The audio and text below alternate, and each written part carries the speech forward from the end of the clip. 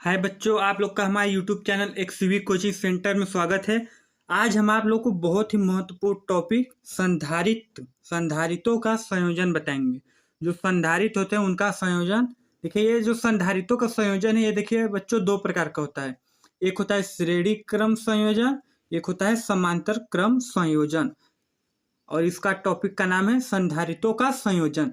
तो देखिए, इस टॉपिक को आप ध्यान देखिएगा। ये टॉपिक आपको 4 नंबर में भी पूछ सकता है, 5 नंबर में भी पूछ सकता है, 3 नंबर में भी पूछ सकता है। इसके चांस बहुत ज्यादा है पेपर में पूछने का। और इसको ध्यान से आप लोग देखिएगा, आप इसका फेयर भी बना सकते हैं। तो देखिए, आगे चलते हैं। संधारितों का संयोजन। तो संधारित दो प्रकार के संयोजन होते हैं, श्रेणी क्रम संयोजन, समांतर क्रम संयोजन। आप लोग को हम पहले श्रेणी क्रम संयोजन बताएंगे। ये देखिए, माना C1 C2 C3 धारिता वाले प्लेट को, मतलब संधारित की जो प्लेट होती है C कहते हैं धारिता उसका, तो आपको पता ही है ये बात। तो माना C1 C2 C3 धारिता वाले प्लेट को श्रेणी क्रम में जोड़कर एक सेल से संयोग कर देते हैं। तो देखिए, इसमें 3 प्लेट हैं, उनको श्रेणी क्रम में जोड़ दिया जाता है तथा उसमें एक बैटरी मतलब सेल को जोड़ देते हैं। बैटरी या सेल जोड़ देते हैं उसमें, ठीक है। बैटरी से उत्पन्न आवेश C1 C2 C3 धारिता वाले प्लेट में, देखिए जब ये तीनों धारिता को जब एक श्रेणी क्रम में जोड़ देते हैं, फिर उसे बैटरी में जोड़ देते हैं, तो उसमें जो उत्पन्न आवेश होता है वो C1 C2 C धारिता वाले प्लेट में समान रूप से वितरित होगा। मतलब इसका अर्थ समझे, इसमें आवेश समान होगा। देखिए, आपको ये संधारितों का संयोजन में एक बात हमेशा ध्यान देना है कि इसमें समान क्या है और अलग अलग क्या चीज है, इस चीज का आपको ध्यान देना है, ठीक है। तो देखिए, इसमें क्या समान है, इसमें आवेश समान है, समान रूप से धारिता वाले प्लेट में समान रूप से वितरित होगा तथा इनका विभव अलग अलग और आवेश समान होगा। अगर आवेश समान है तो आप Q नहीं लिखेंगे, क्योंकि इसमें देखिए, इसमें जैसे विभव अलग है तो आपको विभव निकालना है, ठीक है। और इसमें आवेश समान है तो आवेश से आपको कोई मतलब नहीं है। तो देखिए, इसमें क्या है, एक बार देखिए, C1 C2 C3 धारिता वाले 3 प्लेट है। इन तीनों प्लेट को श्रेणी क्रम में जोड़ दिया जाता है, और श्रेणी क्रम में जोड़ने के बाद इसमें एक सेल या बैटरी से धारा आवेश दिया जाता है। तब धारिता वाले प्लेटों में समान रूप से आवेश वितरित होता है और विभव अलग अलग होते हैं। अब देखिए, हम जानते हैं कि C = Q/V। C मतलब धारिता, = Q/V। अतः जब V को इस पार भेजेंगे तो Q/C हो जाएगा। अतः V = Q/C। आगे देखिए, पहले सेल के लिए देखिए, अब जब पहले सेल के आप लिखेंगे तो V1 = Q/C1। ये पहले सेल के लिए हो गया।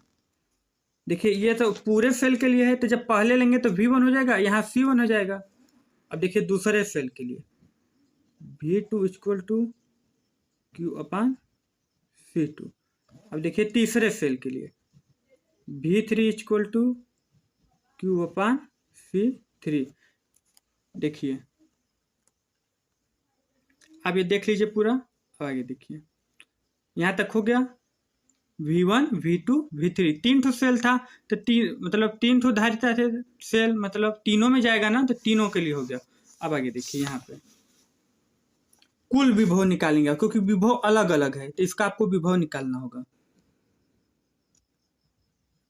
कुल विभव, इसके विभव अलग अलग हैं तो आपको कुल विभव निकालना होगा।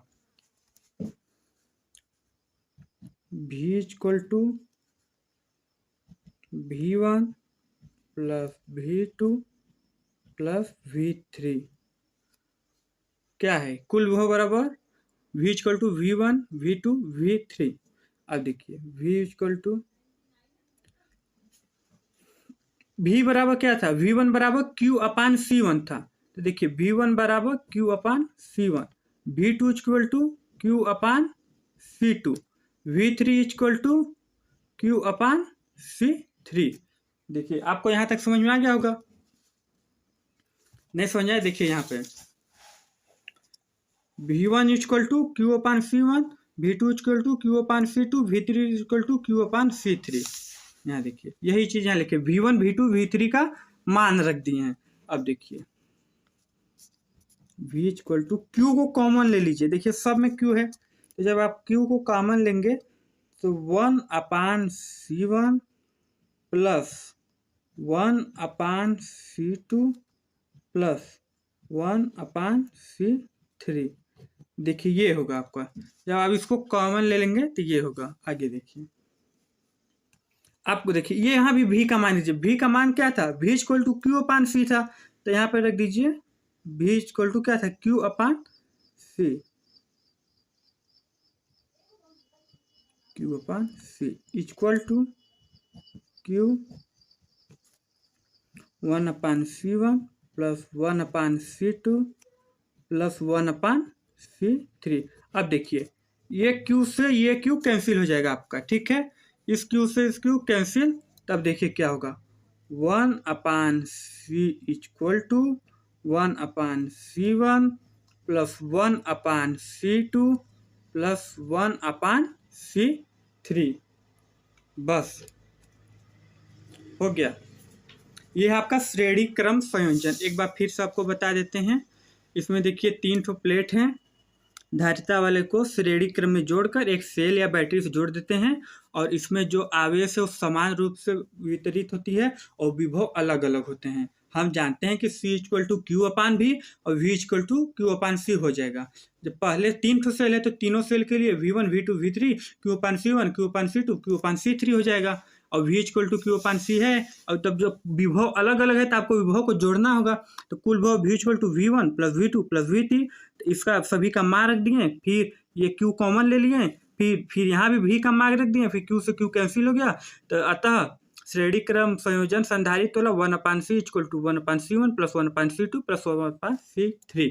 देखिए अब आपका ये हो गया, आपका श्रेणी क्रम हो गया। आप इसका स्क्रीनशॉट लेना चाहते हैं तो ले लीजिए। देखिए अभी आपको समांतर क्रम भी कराएंगे, श्रेणी क्रम हो गया। चलिए आगे चलते हैं।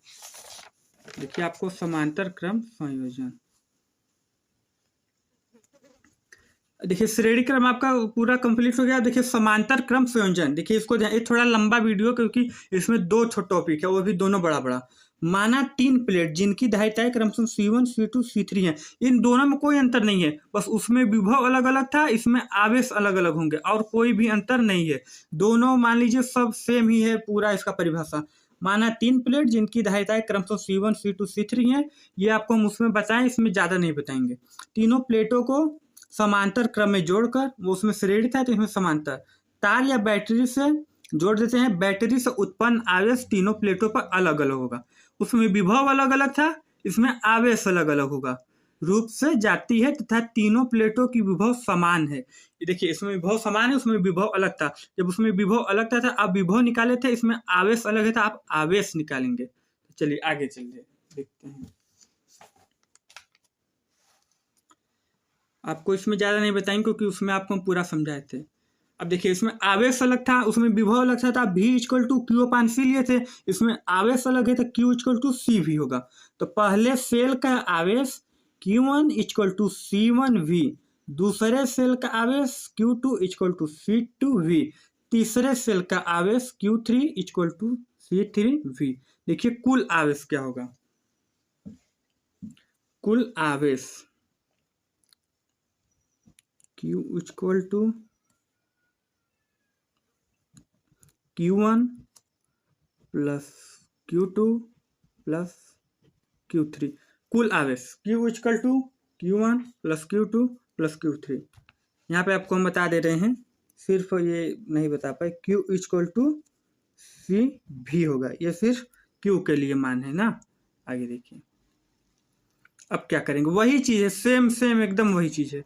अब देखिए ये Q1 Q2 Q3 का मान रख देंगे यहाँ पे। देखिए Q equal to C1V plus C2V plus C3V।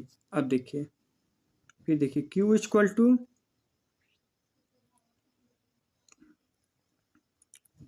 V को कॉमन लीजिए, V सब में है, C1 plus C2 plus C3। देखिए अब देखिए Q बराबर क्या है, Q बराबर है आपका CV। तो आप देखिए Q का मान रख दीजिए CV equal to C1 plus C2 plus C3। अब देखिए V से V कैंसिल, एकदम आसान है, बस आप देखते जाइए। अब देखिए C equal to C1 plus C2 plus C3, बस सिद्ध हो गया। कोई दिक्कत हुआ? कोई दिक्कत नहीं हुआ। एक बार और समझ लीजिए, उसका बस उल्टा है और कुछ नहीं है, बहुत मिलता जुलता है उससे।